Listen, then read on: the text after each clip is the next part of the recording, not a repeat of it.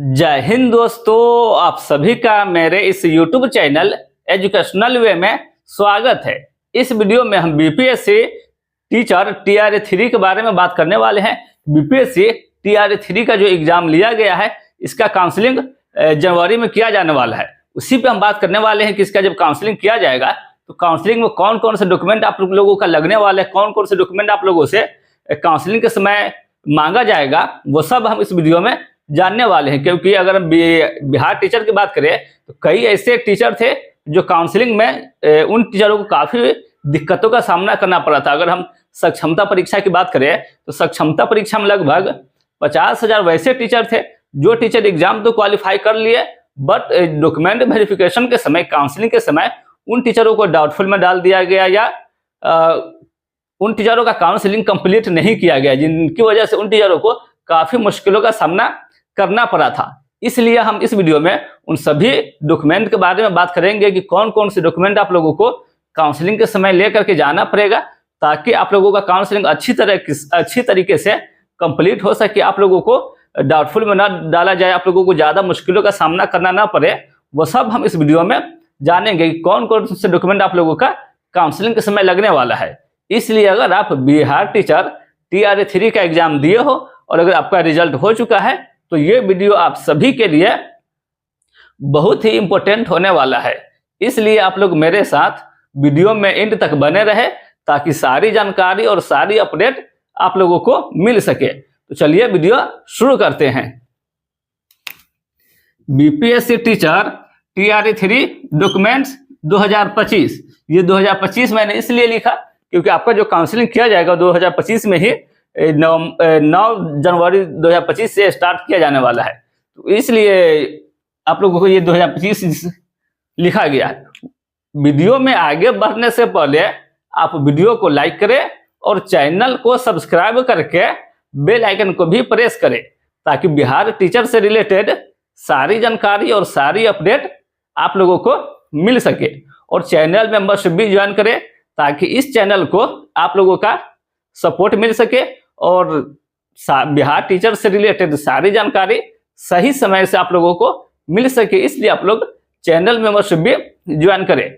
चलिए वीडियो शुरू करते हैं। देखिए दोस्तों, अगर हम बिहार टीचर की बात करें तो बिहार टीचर में अगर TR3 की बात करें तो TR3 का जो एग्जाम लिया गया है, हालांकि TR3 का इससे पहले भी एग्जाम लिया गया था, बट पेपर लीक के मामला को लेकर के उस एग्जाम को कैंसिल कर दिया गया।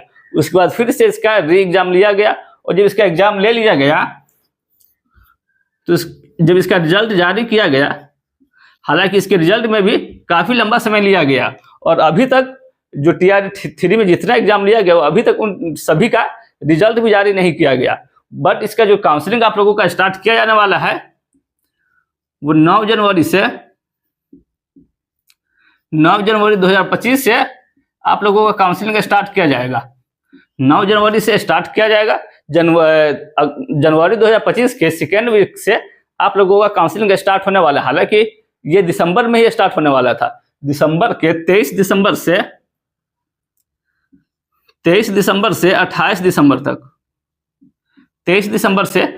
दिसंबर तक बिहार टीचर TR3 का काउंसलिंग किया जाने वाला था, बट किसी कारणवश से इसका काउंसलिंग में डिले कर दिया गया। इसका काउंसलिंग डेट बिहार शिक्षा विभाग के द्वारा आगे बढ़ा दिया गया। अब आप लोगों का जो काउंसलिंग किया जाएगा जो जनवरी 2025 में आप लोगों का काउंसलिंग होने वाला है। इसी पे हम बात करेंगे कि जब आप लोगों का काउंसलिंग के लिए बुलाया जाएगा तो कौन कौन से डॉक्यूमेंट आप लोगों को दिखाना पड़ेगा, ताकि आप लोगों का काउंसलिंग अच्छी तरीके से कंप्लीट हो सके। क्योंकि अगर हम बिहार शिक्षा की बात करें तो जो अभी फिलहाल में ही हेड टीचर का जो एग्जाम लिया गया था, इसमें भी कई ऐसे टीचर थे जो एग्जाम तो क्वालिफाई कर लिया, बट उन टीचरों का काउंसलिंग कंप्लीट नहीं किया गया। और इससे पहले भी अगर सक्षमता परीक्षा की हम बात करें तो उसमें भी कई ऐसे टीचर थे जिन टीचरों का काउंसलिंग कंप्लीट नहीं किया गया। ये सब है जो बिहार टीचर का काउंसलिंग से रिलेटेड काफ़ी दिक्कतों का सामना करना पड़ा था टीचर को।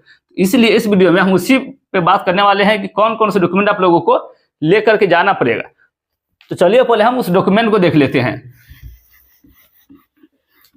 देखिए दोस्तों, अगर हम बिहार टीचर के डॉक्यूमेंट की बात करें डॉक्यूमेंट की अगर हम बात करें तो इसमें सबसे पहले तो आपको मैट्रिक का सर्टिफिकेट लेकर के जाना पड़ेगा। मैट्रिक का सर्टिफिकेट लेकर के जाना पड़ेगा। जब आप लोगों को काउंसलिंग के लिए बुलाया जाएगा, जो आपने 10th पास किया होगा उसका मूल प्रमाण पत्र आपको लेकर के जाना है। उसके बाद इंटर का सर्टिफिकेट, इंटर सर्टिफिकेट आप लोगों को लेकर के जाना है। इसके अलावा अगर हम देखें तो निवास प्रमाण पत्र, निवास प्रमाण पत्र आप लोगों को लेकर के जाना पड़ेगा। जो आवासीय ब्लॉक से बनाया जाता है उस आवासीय प्रमाण पत्र को आप लोगों को काउंसलिंग के समय दिखाना पड़ेगा। इसके अलावा जाति प्रमाण पत्र, जाति प्रमाण पत्र आप लोगों को दिखाना पड़ेगा। दिव्यांगता प्रमाण पत्र,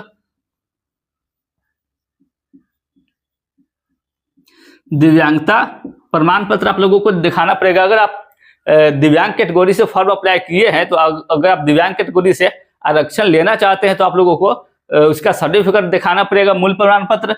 इसके अलावा ईडब्ल्यूएस प्रमाण पत्र, ईडब्ल्यूएस प्रमाण पत्र दिखाना पड़ेगा। वैसे टीचर जो जनरल कैटेगरी से आते हैं बट अगर वो 10% आरक्षण जो लेना चाहते हैं, जो ईडब्ल्यूएस आर्थिक रूप से कमजोर जनरल कैटेगरी का जो 10% आरक्षण दिया जाता है, अगर आप उस कैटेगरी से 10% आरक्षण लेकर के अगर आप एग्जाम क्वालिफाई किए हैं तो आपको ईडब्ल्यूएस का प्रमाण पत्र दिखाना पड़ेगा। इसके अलावा अगर हम देखें तो नियोजित शिक्षक संबंधी दस्तावेज, नियोजित शिक्षक संबंधी दस्तावेज आप लोगों को दिखाना पड़ेगा। कुछ वैसे टीचर हैं जो नियोजित टीचर हैं, जैसे अगर हम बात करें तो TR 1 से पहले जो टीचर बने हैं, जैसे नियोजित टीचर सब जो हैं वो टीचर भी बीपीएससी के द्वारा टीचर बने हैं। जैसे अगर हम TR 1 की बात करें, TR 2 की बात करें तो इसमें भी कई ऐसे नियोजित टीचर हैं जो पहले तो नियोजित टीचर थे बट बीपीएससी का एग्जाम क्वालिफाई करके वो बीपीएससी टीचर बने हैं और बीपीएससी टीचर का लाभ उठा रहे हैं। तो वैसे टीचर जो अगर TR 3 में भी है, जो पहले नियोजित टीचर थे बट अभी बीपीएससी TR 3 का एग्जाम क्वालिफाई कर लिए हैं, तो वैसे टीचर को नियोजित शिक्षक संबंधी दस्तावेज भी वहां पे मांगा जाएगा। वहां पे आप लोगों को ये डॉक्यूमेंट दिखाना पड़ेगा। जो आप नियोजित टीचर थे तो उससे रिलेटेड डॉक्यूमेंट दिखाना पड़ेगा।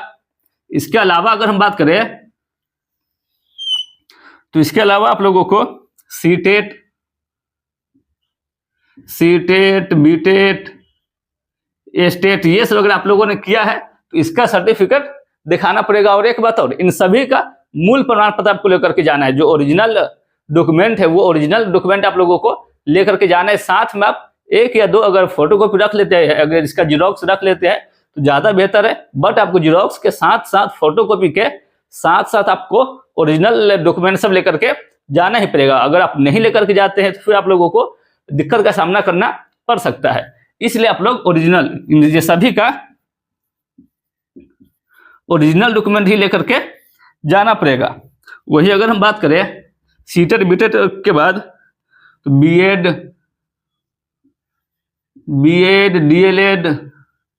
डीएलएड etc इन सभी इनमें से अगर आपने जो भी किया है तो उसका डॉक्यूमेंट वहां पे आप लोगों से मांगा जाएगा। अगर इसके अलावा देखें तो आधार कार्ड,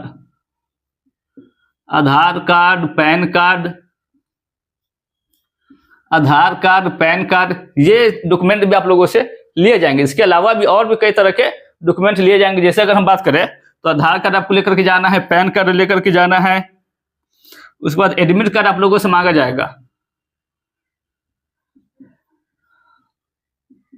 एडमिट कार्ड आप लोगों से मांगा जाएगा। जो आपने बीपीएससी TR 3 का जो एग्जाम दिया है तो एग्जाम से पहले जो एडमिट कार्ड जारी किया जाता है वो एडमिट कार्ड आप लोगों को लेकर के जाना पड़ेगा। ओरिजिनल वाला जो एडमिट कार्ड आता है उससे आपको लेकर के जाना पड़ेगा। एडमिट कार्ड के अलावा